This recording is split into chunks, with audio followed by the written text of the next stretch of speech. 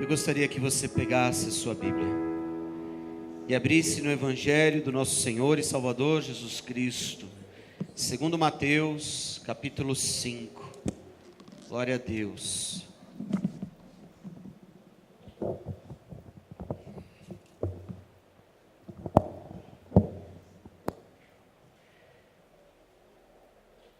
Vou começar novamente pelo primeiro verso.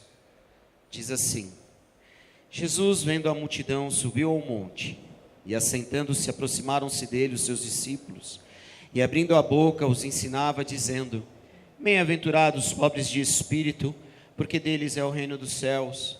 Bem-aventurados os que choram, porque eles serão consolados. Bem-aventurados os mansos, porque eles herdarão a terra. Bem-aventurados os que têm fome e sede de justiça, porque eles serão fartos.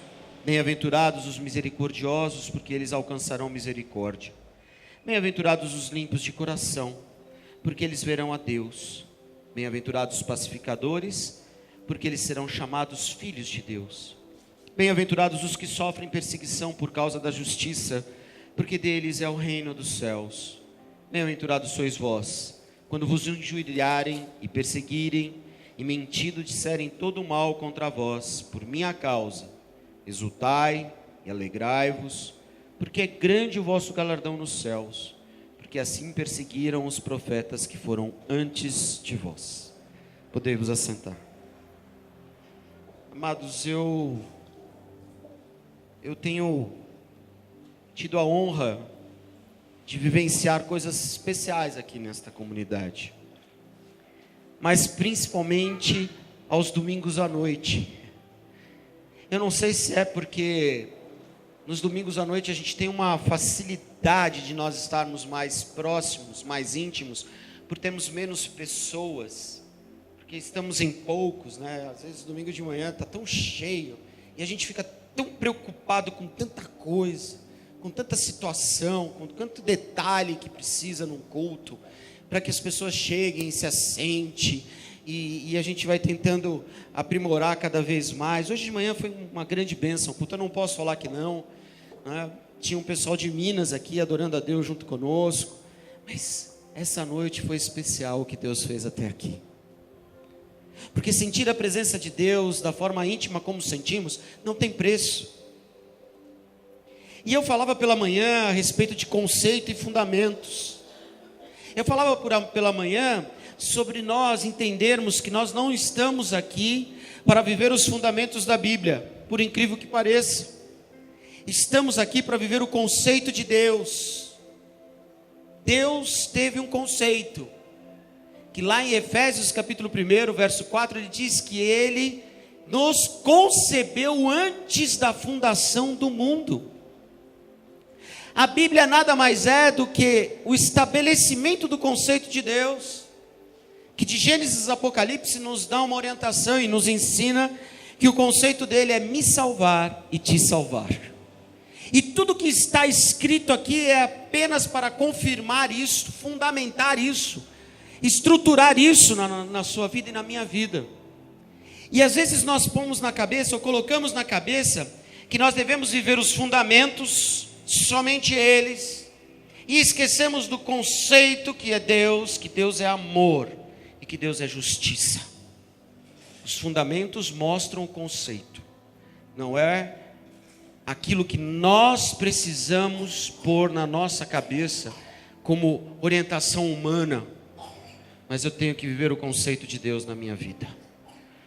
O conceito produz fundamentos e não o contrário. Mas à noite nós estamos tendo a oportunidade rara de ver o fundamento principal de Jesus Cristo como confirmação da Bíblia, do seu conceito de senhorio, de salvação e de transformação de caráter, que é o Sermão da Montanha.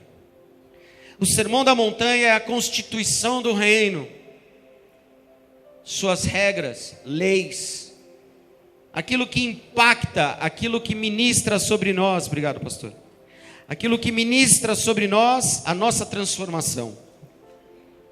E semana passada nós fomos até as bem-aventuranças, até o momento em que nós vemos sede de justiça, porque eles serão fartos. Hoje nós vamos ver: bem-aventurados os misericordiosos, porque eles alcançarão misericórdia.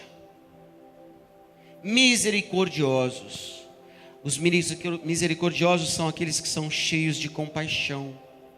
São aqueles que são pessoas que se preocupam com os aflitos. Aqueles que olham para aqueles que estão ansiosos pela vida e mostram um caminho, mostram a aventura da vida. Como Jesus fala: bem-aventurado, bem-aventura da sua vida em Cristo.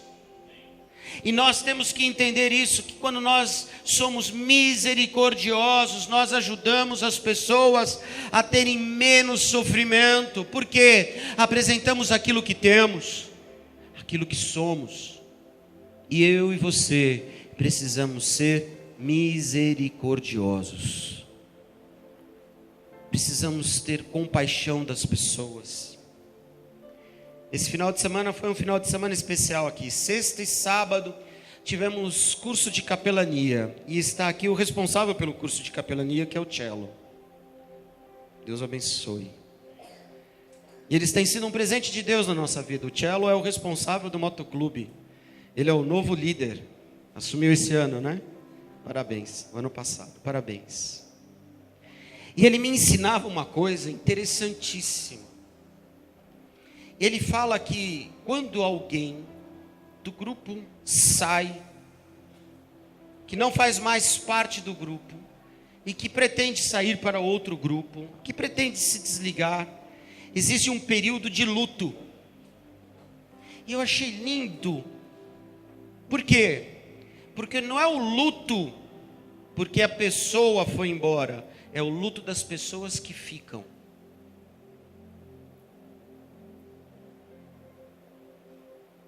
Nós, como misericordiosos, precisamos utilizar essa mesma situação com as pessoas. Sentir isso, viver isso, conviver com isso. Ter essa mesma compaixão quando nós temos um luto na nossa vida. Quando a gente tem ou perde algo, não é assim? A gente não tem um luto. O luto da perda, seja de alguém, seja de alguma coisa. Aquilo às vezes deixa a gente numa situação de sensibilidade aguçada. O luto provoca isso em nós, não é? O misericordioso tem que ser dessa maneira, porque Deus usou de misericórdia com a sua vida, mesmo a gente não merecendo. Mesmo a gente não tendo os méritos, porque os méritos foram de Cristo, não nosso. Os méritos foram de Cristo, não nosso. Ele morreu por mim e por você. Ele teve luto por mim e por você. Eu achei isso lindo. Ele complementou dizendo ainda: e é um luto de 1 ano. A pessoa não pode ir para outro grupo durante 1 ano. Devia fazer isso nas igrejas. Como é que seria, hein, pastora? O que ia ter de gente 1 ano sem igreja, hein? Mas nós somos misericordiosos, não somos? Temos que nos compadecer das pessoas. Ele continua dizendo: bem-aventurados os limpos de coração, porque eles verão a Deus. Quem são os limpos de coração? São aqueles que foram libertos do poder do pecado. Eu e você, quando temos Cristo como Senhor e Salvador da nossa vida, fomos libertos do poder do pecado. O pecado não tem mais poder na tua vida. Sabe por quê? Porque um dos atributos de Deus é onipotência. Deus é todo poderoso e Ele se manifesta nesse atributo na sua vida. E esse atributo de Deus é só dele. Nenhuma criatura consegue ter esse atributo. Mas Ele tem, e Ele libera sobre a minha vida e sobre a sua vida, e nos tornamos limpos de coração. Eu e você podemos ter uma vida na qual a graça de Deus se manifesta.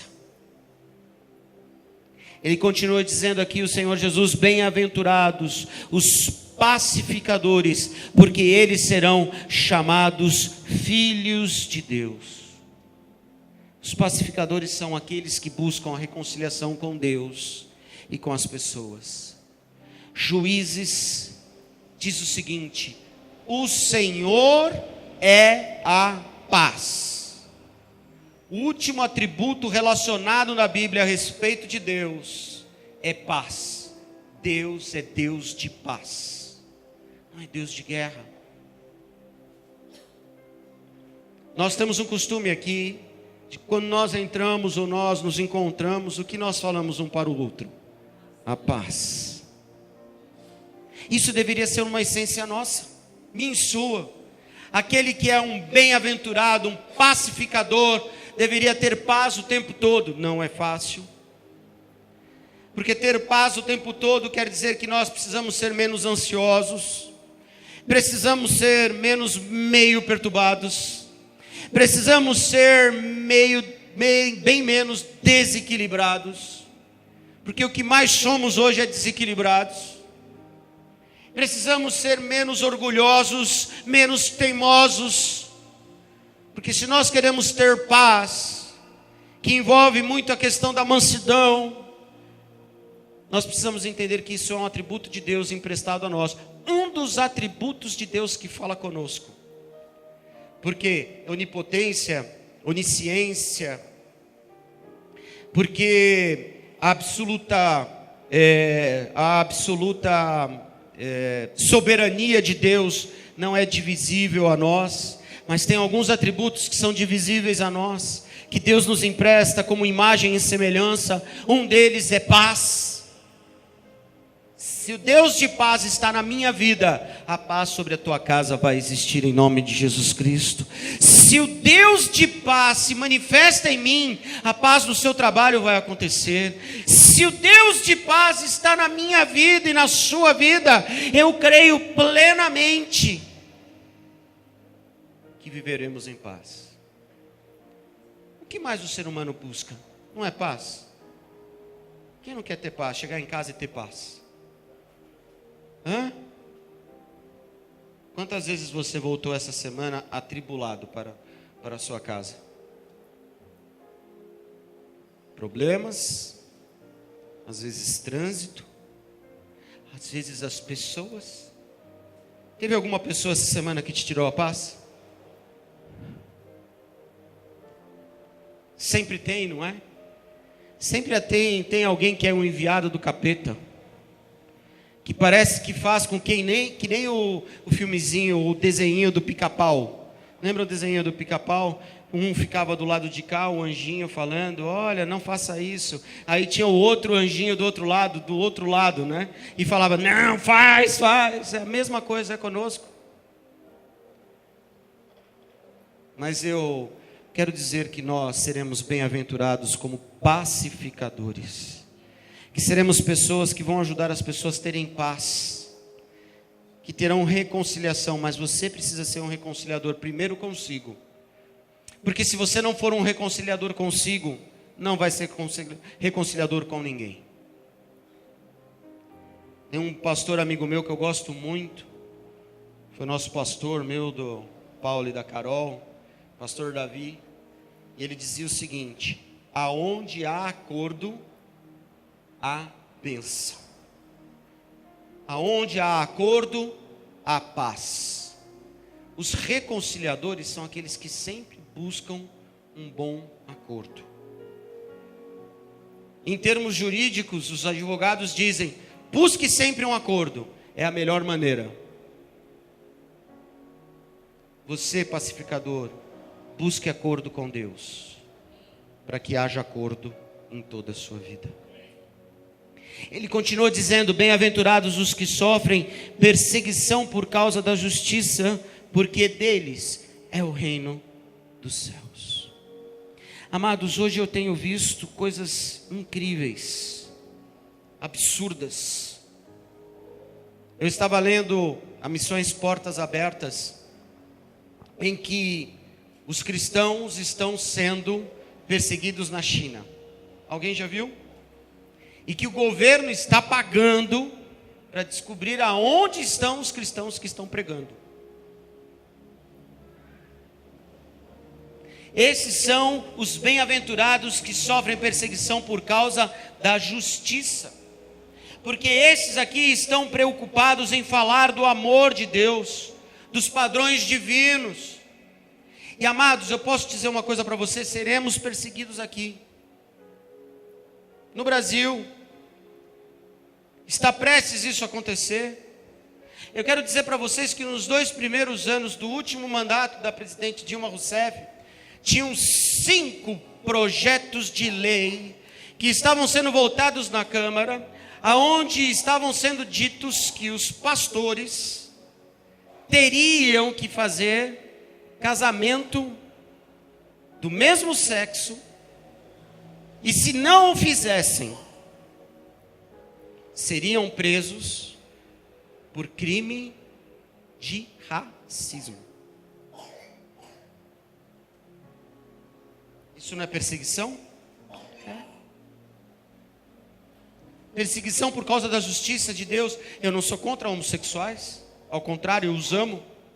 Espero que muitos possam vir aqui, muitos frequentem este lugar e possam conhecer o amor de Deus, que nós o amemos, que nós mostremos que nós não temos problema com eles. Mas eu não posso ir contra aquilo que Deus me deu, contra a sua palavra, contra aquilo que Ele nos ensina, e como fomos criados, homem e mulher.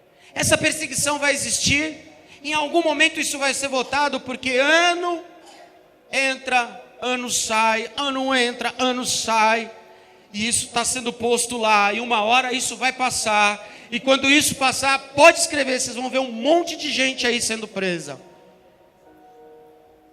Perseguição da justiça. Pode parecer hoje muito distante, isso não é. Quantos por aí estão sendo mortos? Quantos por aí estão sendo presos? Eu tenho um grande amigo que está morando no Egito. Egito é uma terra onde hoje a maior parte do ganho desta terra é turismo. Que é a visita nas pirâmides, que é a visita na esfinge e por aí vai. Grande parte desses turistas são cristãos. Porque a nossa história é muito relacionada ao Egito. Porém, eu quero que vocês saibam que os cristãos não podem pregar sobre Cristo no Egito. E que se pregarem, serão perseguidos. Esse amigo meu, que está lá como missionário, ele está morando numa casa, e ele usa como estratégia de evangelismo o jiu-jitsu. Ele dá aula de jiu-jitsu, e ele fala durante as aulas de jiu-jitsu sobre Jesus.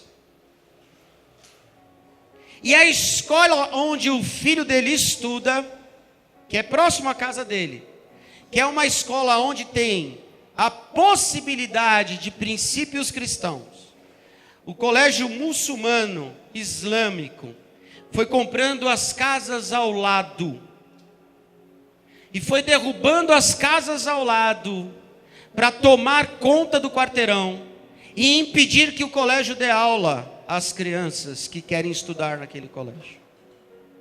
E agora estão tentando comprar a casa, e estão derrubando as coisas ao lado, para que a estrutura da casa seja abalada e não tenha mais condição de ter aula na casa.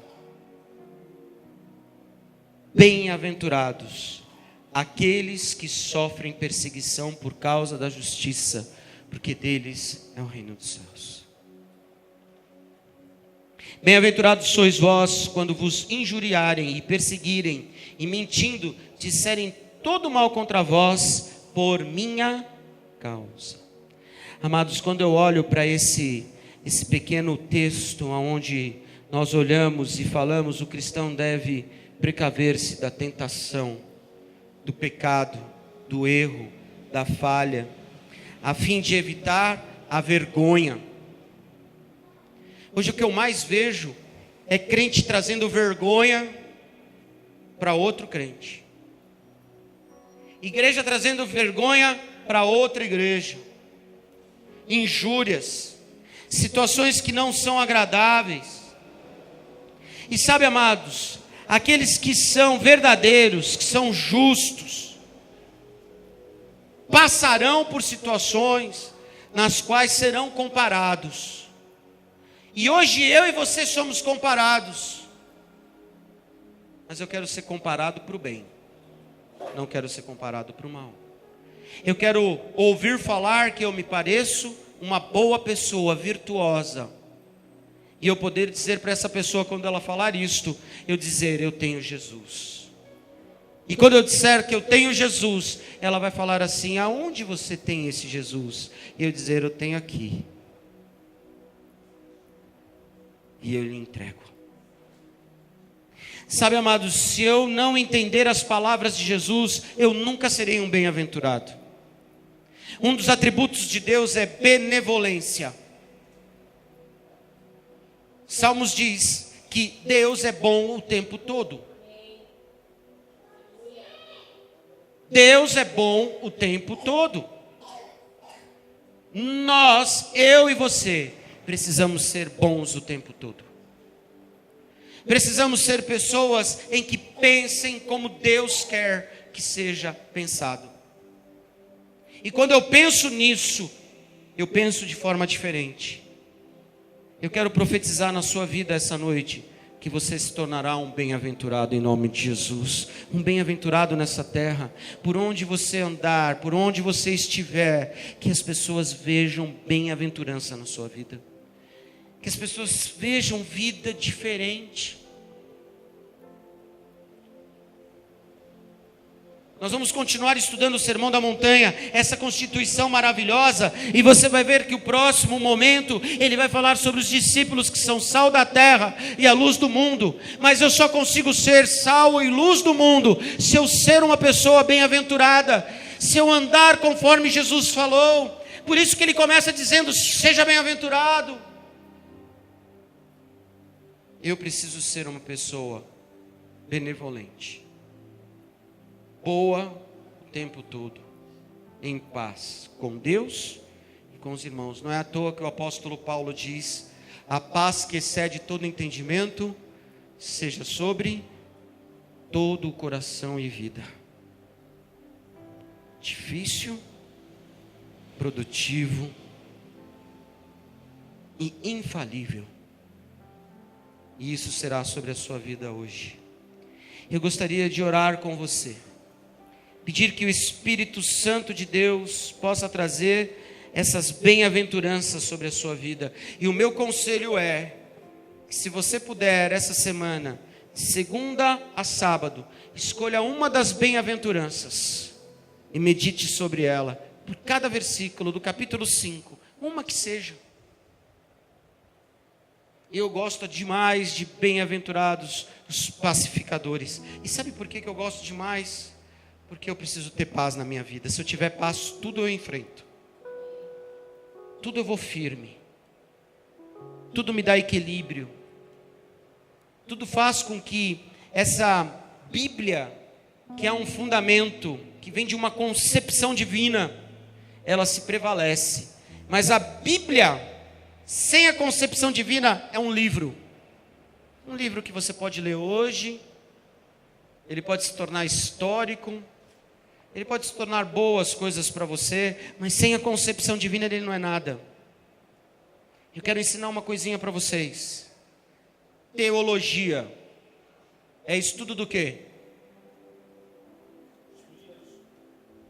Não é da Bíblia, então. Então não é da Bíblia. Não. É estudo de Deus. A Bíblia me ajuda a saber quem é Deus. E se eu não souber quem é Deus, eu não sei o que é a Bíblia. A Bíblia não serve para nada. Eu preciso saber quem é Deus na minha vida. Eu preciso saber estudar Deus. Se eu não souber estudar Deus, eu não sei o que é Deus. E tampouco não vou entendê-lo. E tampouco não vou ter Ele na minha vida. E tampouco não vou ter Ele em prática. Eu só consigo entender a Bíblia se eu tiver Deus. Se eu não tiver Deus, eu não tenho como entender a Bíblia. Por isso eu peço a você hoje, bem-aventurado. Se você for uma pessoa bem-aventurada, você vai entender quem é teu Pai. Você vai entender que este livro vai lhe ajudar a compreender melhor a Deus. Deus, na sua grandeza, no seu infinito, na sua infinitude, de um universo tão grande, escolheu a mim e a você para sermos bem-aventurados. Paizinho amado, nessa noite nós lhe agradecemos, Pai, e pedimos que o Senhor nos ensine sobre as bem-aventuranças. Que essa semana o Teu Santo Espírito possa provocar em cada pessoa que entrou aqui a vontade de ter uma bem-aventurança de prática. Uma bem-aventurança, Senhor, na qual possa produzir fruto. Fruto de paz, de amor, de alegria. Fruto de mansidão. Fruto de benignidade, longanimidade. Senhor, precisamos nos tornar pessoas boas e equilibradas, pessoas em que o Senhor habita de forma agradável e olhe agradável para tudo aquilo que façamos. Senhor, nessa noite nós estamos aqui, Pai, e queremos viver e praticar a Tua palavra. Ensina-nos a viver cada uma delas. Senhor, abençoe cada pessoa que está aqui. Nos dê graça, nos dê sabedoria, nos dê o seu tempo, nos dê o seu mover. Paizinho amado, eu peço a Ti, em nome de Jesus,